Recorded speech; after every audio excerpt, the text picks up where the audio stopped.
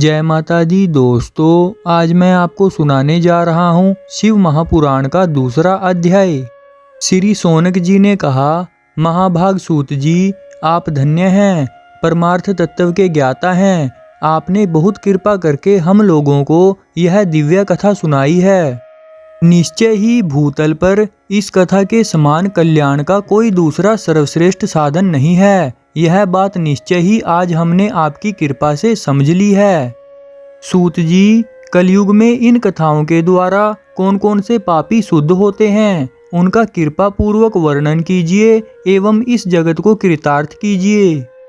फिर सूत जी कहते हैं, मुने, जो मनुष्य पापी, दुराचारी, खल तथा काम क्रोध आदि में निरंतर लिप्त रहता है, वह मनुष्य भी शिव पुराण के श्रवण पाठन से शुद्ध हो जाते हैं। इसी विषय में जानकर मुनि इस प्राचीन इतिहास का उदाहरण दिया करते हैं, जिसके श्रवण मात्र से संपूर्ण पापों का नाश हो जाता है। प्राचीन काल की बात है, कहीं किरातों के नगर में एक देवराज नामक ब्राह्मण रहता था। देवराज ज्ञान में अत्यंत दुर्बल, दरिद्र एवं रस बेचने वाला तथा वैदिक धर्म से विमुख था। वह स्नान संध्या आदि कर्मों से भ्रष्ट हो गया था एवं वैश्यावृत्ति में तत्पर रहता था। उसका नाम था देवराज। वह अपने ऊपर विश्वास करने वाले लोगों को ठगा करता था। उसने ब्राह्मणों, क्षत्रियों, वैश्यों, शूद्रों तथा दूसरों को भी अपने बहानों से मारकर उन सब का धन हड़प लिया था। परंतु उस पापी का थोड़ा सा भी धन धर्म के काम में नहीं लगा। वह वैश्यागामी तथा सब प्रकार के आचरण से आचार भ्रष्ट था।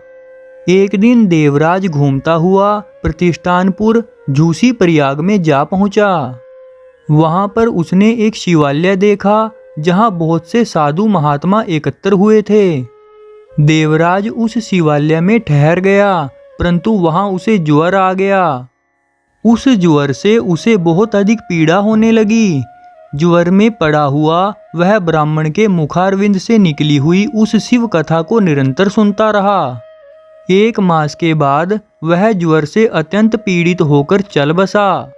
उसकी मृत्यु के पश्चात यमराज के दूत आए और उसे पासों में बांधकर बलपूर्वक यमपुरी में ले गए। इतनी ही देर में शिवलोक से भगवान शिव के पार्षदगण आ गए। उनके गौरंग कर्पूर के समान उज्जवल थे, हाथ त्रिशूल से सुशोभित थे, उनके संपूर्ण अंग भस्म से चमक रहे थे तथा रुद्राक्ष की मालाएं उनके शरीर की शोभा बढ़ा रही थी।